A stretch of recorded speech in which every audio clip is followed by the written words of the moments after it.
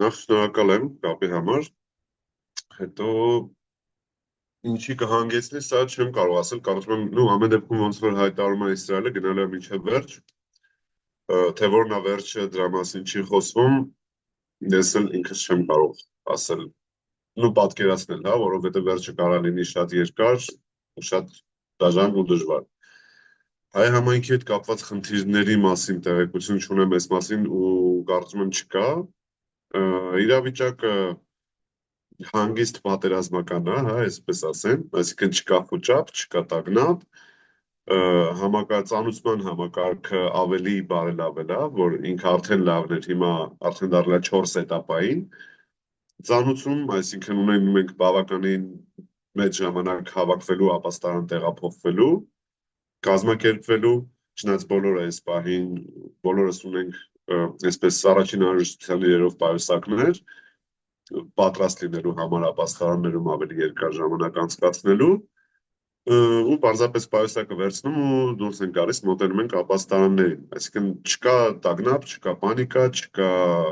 խոճապ, այս պահին սա է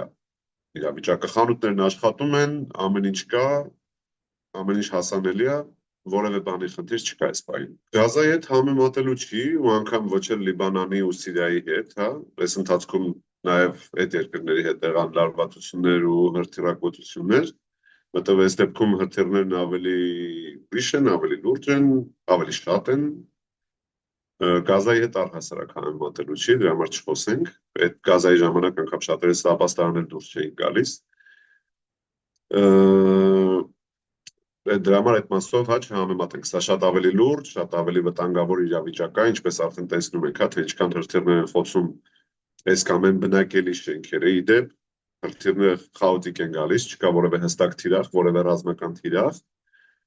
օրինակ գիշերը հենց իմ քաղաքում հարակից փողոցում թիրախավորվեց հենց բնակելի շենք, իմ քաղաքում չկա որևէ ռազմական օբյեկտ, թիրախավորվեց պարզապես բնակելի շենք։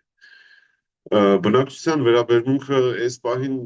այն տարածքում ամեն դեպքում, որտեղ որ ես եմ բնակվում ու այն ապաստարաններում, որտեղ որ ես եմ լինում, այս պահին չկա որպես այսպիսի դժգոհություն, որ ես ինչա, չգիտեմ, ինչի եւ այլն, մարդիկ ըմբռնումով են մոտենում, մարդիկ հասկանում են, որ սա ուշ թե շուտ լինելու էր, եթե Իսրայելը չհարված էր, Իսրայելին էին հարվածելու, այդքանով ըմբռնումով են մոտենում։ Հոգեբանորեն մեծ հաշվով մի կողմից կարծես թե սովորել ենք, որովհետեւ այս ընթացքում բազմաթիվ օդային տագնապներ, հարձակումներ,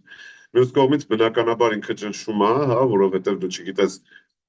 կարելի է այս պահին հասարակ, տարրական կենցաղային հարցեր, չգիտեմ, անգամ լողանալ, անգամ ինչ-որ սնունդ պատրաստել, դու չգիտես սկսես, թե գուցե սկսես ու ինչ-որ բան սկսի ու անհարմար իրավիճակում հայտնվես չհասցնես, չնայած ինչպես արդեն ասացի, առաջին ծանուցումը հիմա գալիս է մոտ 30-40 րոպե առաջ, բայց ամեն դեպքում դա ոնց որ այս բնականոն կյանքը մի քիչ շեղել է, բայց դա այն աստիճանի չի, որ քեզ խանգարի նորմալ ապրել կամ ազդի կյանքիդ որակի վրա։